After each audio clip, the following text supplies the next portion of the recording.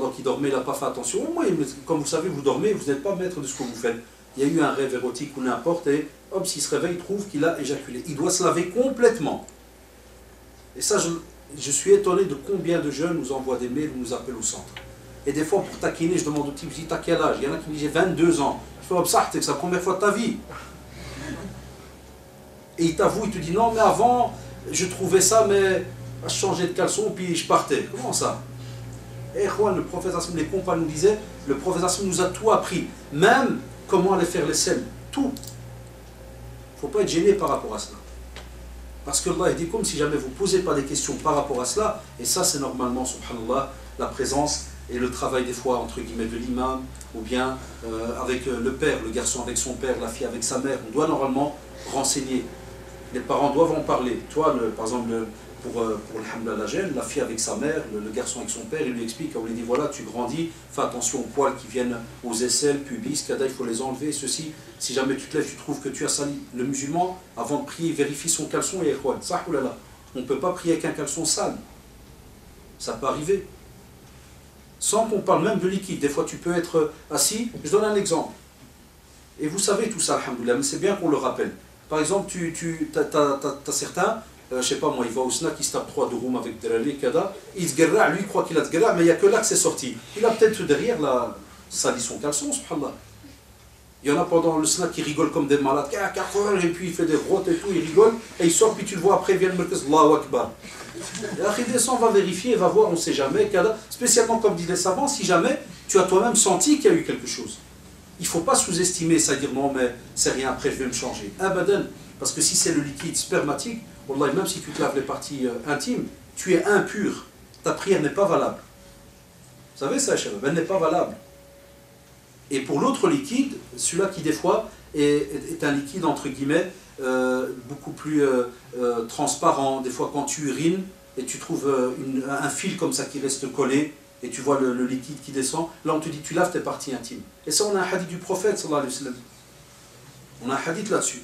Même les compagnons, partant même de Ali radiallahu anhu, il y avait de la gêne, ils n'osaient pas demander, ils envoyaient quelqu'un pour demander à leur place. Il y a un hadith là-dessus. Et il va et il demande par rapport à cela. Il dit voilà, lave tes parties intimes seulement, pour ce liquide-là, le simple qui n'est pas spermatique. Ça c'est important, et Shabab, de ne pas vous retrouver dans cette situation-là. D'accord?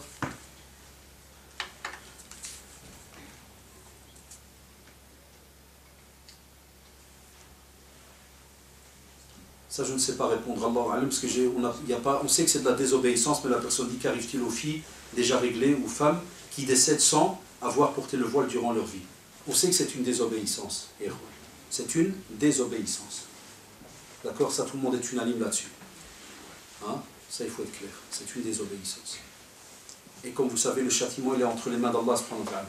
Comme il peut pardonner, comme il peut châtier.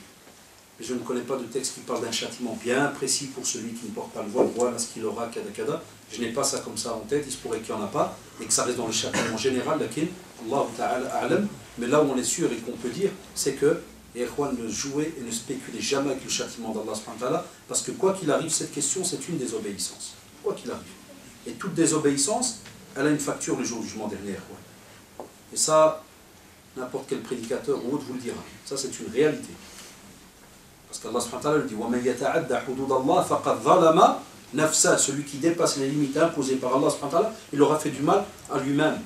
Et le jour du jugement dernier, comme vous le savez, c'est grave. وَمَنْ يَعْمَلْ مِثْقَالَ ذَرَّةٍ خَيْرًا يَرَهُ وَمَنْ يَعْمَلْ مِثْقَالَ ذَرَّةٍ شَرًّا يَرَهُ. Le jour du jugement dernier, tu verras. Tout bien que tu as fait, tu verras sa récompense. Et tout mal que tu as fait, tu verras aussi Allah fait sa récompense. Donc ça, il ne faut jamais, Allah sous-estimer. Allah subhanahu wa ta'ala a-t-il utilisé à mettre de la musique seulement dans les mariages? Mais de quelle musique parlez-vous? Comme il est connu dans la sunna, chez les femmes, ils emploient le douf. C'est ce fameux qui est rond. C'est un tabal. D'accord? Avec le fameux côté cuir, là, ou bien plastique, là, qui est bien étiré. Il ne faut pas qu'il y ait de corde dedans, pas de fil. Sinon, ça devient les instruments, comme vous savez, qui sont illicites. Et la divergence qu'il y a chez certains, là, qui nous... La plupart, par exemple, là, des prédicateurs, ils disent c'est mieux de s'en défaire, c'est la durbouga. Parce que dans le hadith qui est dans le Bukhari, il parle de ce qu'on appelle le kaouba. Et moi j'ai même parlé subhanallah avec certains mashayikh en Arabie lors de certaines visites, je leur ai dit à Cheikh, le Kaouba qui est cité dans le hadith, beaucoup de mashayikh, même dans certains séminaires qu'on a eus, ils divergeaient entre eux. J'ai même assisté, quand j'ai posé la question avec certains mashayikh, il lui a dit à l'autre, est-ce que ce n'est pas avec le long qu'on avait avant, cylindre, kada, puis il fait là, wallah, ma fi bali kayf, kada. Il y avait divergence entre eux, subhanallah, par rapport à cette Kaouba.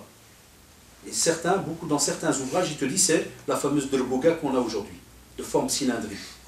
Parce que justement, ils te disent ça devient comme c'est comme un appareil à percussion, un instrument à percussion. Ça fait des bruits bizarres qui sortent de ce qu'on appelle le bruit habituel de douf. Et les hommes, en général, ils font a cappella, ils font avec la voix. Ça, c'est ce qui est connu chez les gens de la Sunna. Et puis, vous avez les autres personnes qui rajoutent, qui disent non, les hommes aussi peuvent faire ceci, cela. Ça, donc, chacun prend sa responsabilité à Allah, Wallahu ta'ala. Et puis,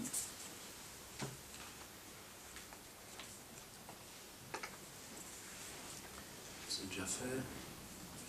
Comment réagir lorsque mes parents m'interdisent de voir mon frère qui a décidé de quitter la maison après un grave problème familial,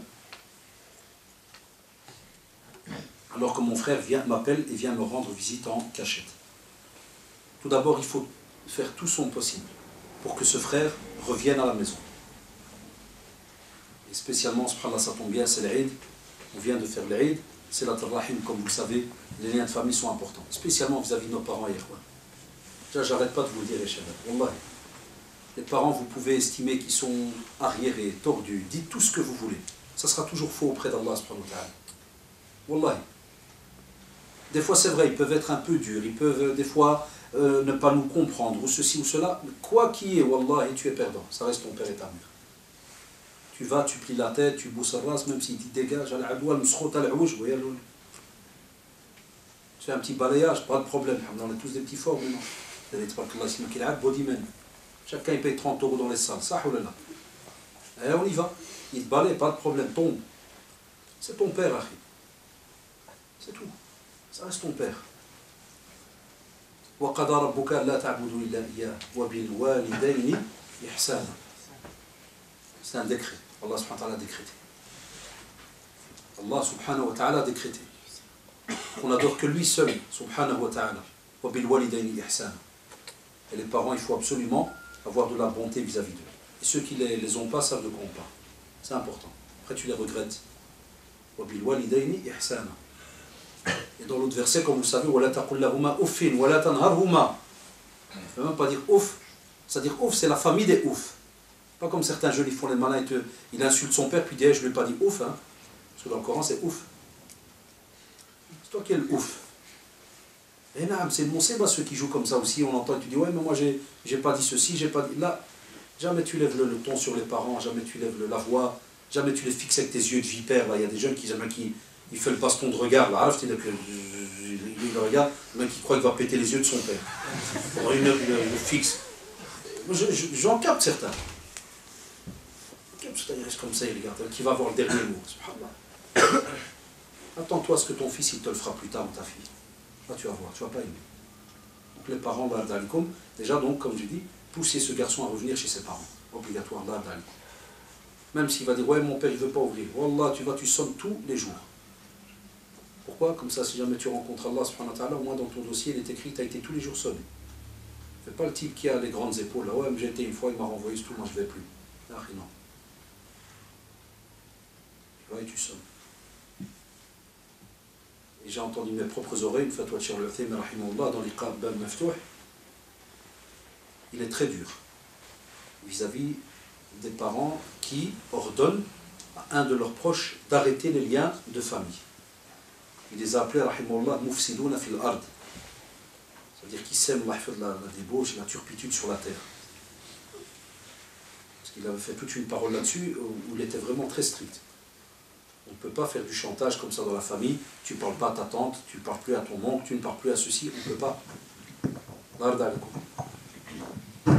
Il faut, si vous avez des frères et sœurs, que vous vous conseillez entre vous pour qu'ils se parlent, poussent à l'acceptation et soyez, alhamdoulilah, une aide pour ce frère pour revenir donc ensemble en famille. C'est important, Allah Ta'ala. Ça, on a déjà répondu par rapport au mariage.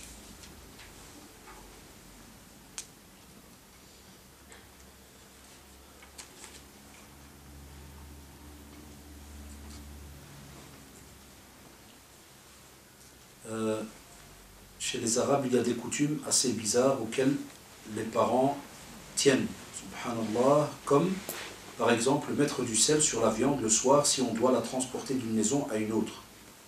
Plein de choses que je trouve comme ça bizarres. Que croire? Effectivement, par exemple, lors de l'Aïd, Biha, par exemple, mon père, ce qu'il me racontait hier, il me dit à la ferme où il était, il va par exemple pour. Il avait été pour Dbah, mais il me raconte qu'une fois, subhanallah, parce qu'on a parlé comme ça de Biha, puis il me dit une fois, une personne, au moment où mon père il voulait Dbah, la personne elle tend 2 euros. Il lui donne 2 euros, une pièce. Mon père il regarde, il fait quoi? Elle lâche 2 euros. Ah non, non, c'est très très bien, c'est important, tu dois la mettre dans la bouche du mouton. C'est vrai ou pas? Il y a certaines contrées dans le Maroc qui mettent une pièce dans la bouche. Il y a aussi certains, mon père m'a dit qu'il avait vu certains aussi, qui prenaient de la farine, et il y en a au Maroc qui le font, de la farine et un peu d'argile, ils mettent dans la bouche du mouton. C'est des traditions ça. On n'a pas ça dans la religion, parce que souvent, c'est des choses qui sont attachées à des trucs intermédiaires, comme quoi ça va sauver ceci, ça va faire cela, et ainsi de suite. On ne peut pas. Comme tu as par exemple, cet exemple, on ne l'a jamais entendu dans la sunna. Que si tu sors de la viande de la maison pour aller quelque part, tu mets du sel au-dessus. Vous voyez? Il y a comme ça des... Ouais, à part si tu prépares le qaddid, ouais, mets du sel. Ça, comme vous le savez, c'est autre chose. Non, ici, il y a il y a des fois des traditions, ou des fois même, Allah et Ikhwan, des fois les gens ne sont même pas au courant que c'est du shirk. Je me rappelle quand on commençait à faire les premières conférences il y a 20 ans sur le mariage, où je me rappelle dans certaines familles, tu entendais les vieilles personnes qui lui disent: est-ce que tu as apporté le melah? Et pourquoi? Il faut mettre en dessous du lit, au-dessus